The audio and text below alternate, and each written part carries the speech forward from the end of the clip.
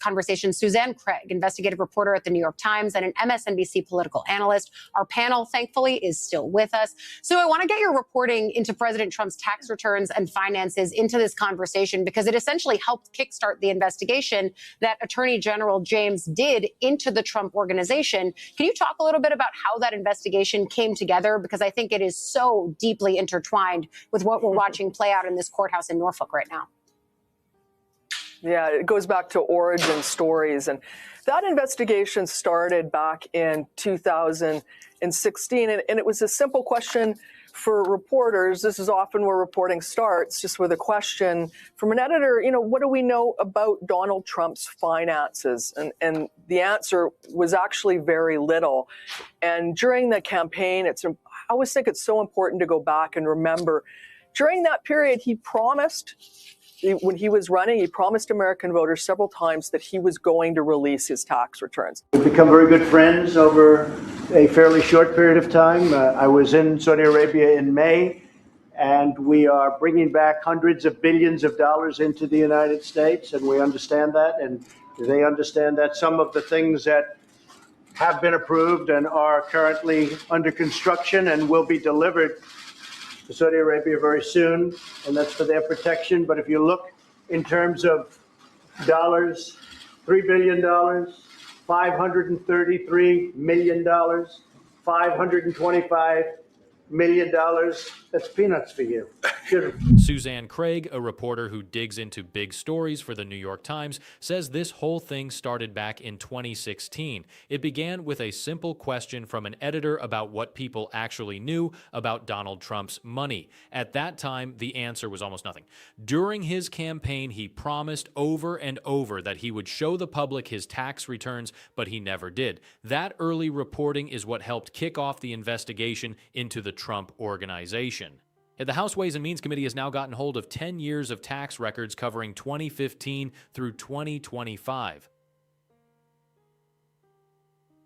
What they found inside those documents is damaging. It looks like there is $2.1 billion in money from other countries that was never reported to the government. This is money that allegedly came from foreign governments, including Saudi Arabia, Qatar, the UAE, and China. None of this money ever showed up on his tax returns. Instead, it appears it was hidden in secret bank accounts in the Cayman Islands and moved around through fake companies. The numbers the IRS found match details coming out of other court cases. For example, there was a specific mention of a $40 million payment from Saudi Arabia. This is part of a much bigger pattern of tax cheating and breaking the rules that stop a president from taking money from foreign governments. This level of deep corruption is something we have never seen from an American president before. This matters because of the strict rules around foreign money. Prosecutors say the total amount taken was $2 billion. His defense team has been asking for proof, and now the documents are giving it to them.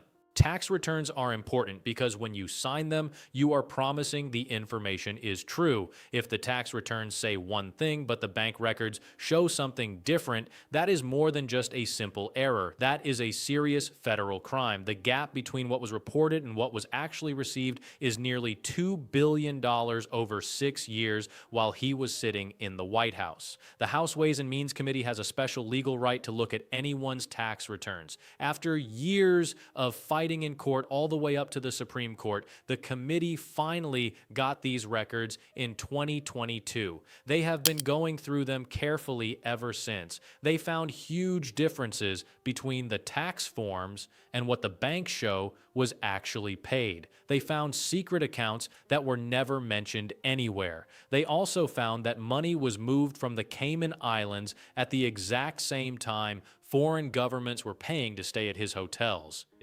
Richard Neal, the head of the House Ways and Means Committee, says the tax cheating makes the foreign bribery problem even worse. He says the evidence shows a system built to hide foreign payments that broke both the Constitution and federal tax laws.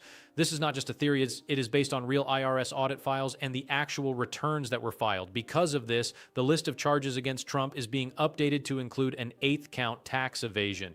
This charge is about failing to report foreign money and filing false tax returns. It joins other charges like bribery, blocking justice, and misusing his power.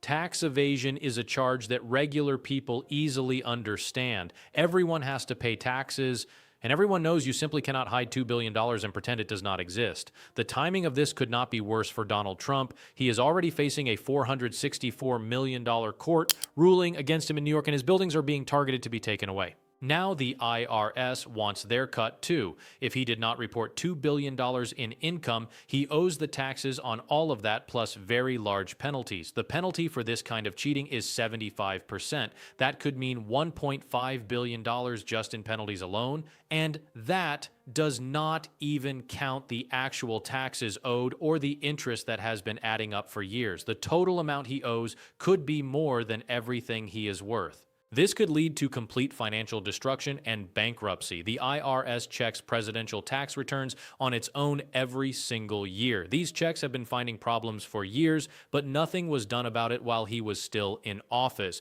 A specific section of the tax form used for rental income is missing huge amounts of money. Specifically, it is missing money from payments made by foreign governments. When foreign officials rented out entire floors of his buildings, that was money that should have been taxed and king. Downter in G and 8G in downter in key and tate.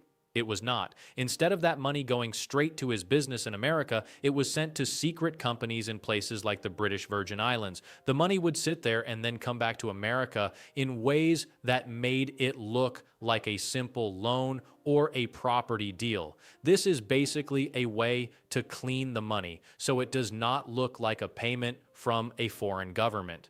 The timing of these money moves matches up almost perfectly with when foreign groups stayed at his hotels. One clear example involves a $40 million payment connected to a building in Chicago.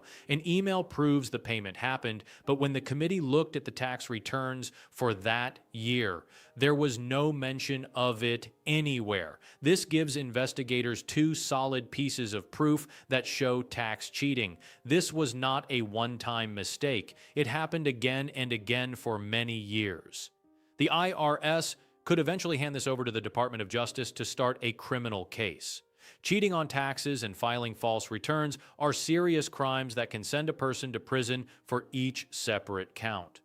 There are many possible counts here because each year and each false return is treated as its own separate crime. This also carries big political and international consequences. Most people follow the rules and pay what they owe. So seeing a billionaire allegedly walk away from $2 billion in taxes makes people very angry. It could change the way voters and politicians think about the impeachment. On the world stage, it proves that countries like Saudi Arabia and China were sending these payments. If this leads to a change in power, those countries will have to completely rethink how they deal with the American government. In the end, the Trump organization is most likely heading toward bankruptcy. Between the New York court cases and the IRS penalties, there is simply not enough money to cover what is owed. In a bankruptcy, all the money secrets that have been buried for decades will finally come out into the open. The business will be broken apart and the properties will be sold off to pay the debts. When we step back and look at all of this, the big lesson is that the financial wall protecting Donald Trump is finally coming down. For decades, his image was built around being a billionaire who was too clever to get caught by the system. But these tax records tell a completely different story. They show a system built on hiding money in other countries to avoid playing by the same rules everyone else has to follow. What this really means is that the law is finally catching up to the numbers. In the past, many of the cases against him were about things that were difficult to prove, like what he was thinking or what he meant when he said something. But taxes are different. Taxes are about numbers. Either the money is on the form or it is not. If the bank says you received $40 million and your tax form says you received nothing, there is not much space left to argue. That is exactly why this is so dangerous for him. It is simple, and it is all written down on paper. We can compare this to well-known cases from the past. The clearest one is Al Capone. For years, the government tried to catch him for all kinds of violent crimes, but they could never make the charges hold up in court. In the end, they got him for tax cheating. Why? Because the paperwork told the truth. It is a pattern we have seen before. When someone holds a lot of power, the most effective way to bring them down is often through their money rather than through their actions. We can also look at leaders in other countries. In many places, top government officials use fake companies and secret foreign bank accounts to hide money they get from shady deals. This is often called kleptocracy, which is simply a word for a government run by people who use their position to steal. We saw this with the Panama Papers a few years back, where leaked records showed how world leaders were hiding money in the Cayman Islands and other secret tax locations. The connection here is the use of those same hidden locations to keep money away from the public eye and the tax authorities. The difference here is that this involves a president of the United States. America normally has very strict rules to stop this from happening. The fact that the IRS spotted these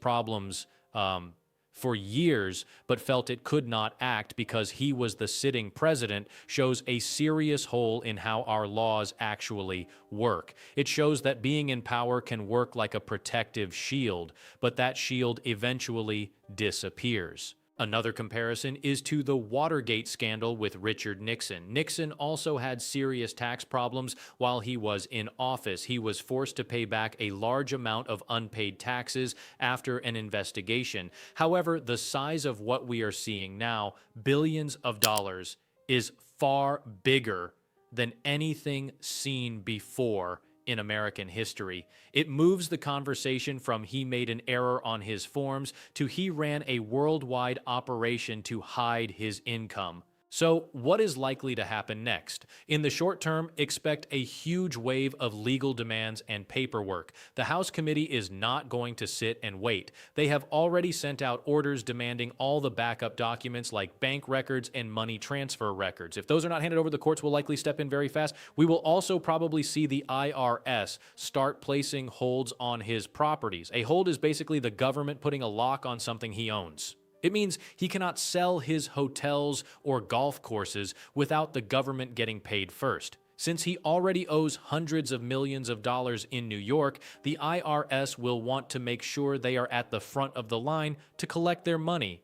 This will freeze his ability to move money around or take out new loans, which is exactly how he has kept his business alive for years. In the long run, the most likely outcome is the complete collapse of the Trump organization. When you add up the $464 million he owes New York, the possible $2 billion or more he might owe the IRS, and all the legal fees on top of that, the numbers simply do not add up. He most likely does not have enough cash to pay it all. This points straight toward bankruptcy. In a bankruptcy, a person loses control of their own company. An outside person takes over and their only job is to sell off everything to pay back the people who are owed money. This would mean the Trump name being removed from buildings and his well-known properties being sold off to whoever pays the most. The business empire he spent his whole life building would essentially be torn apart piece by piece. Beyond the money, there is a very real chance of criminal charges coming.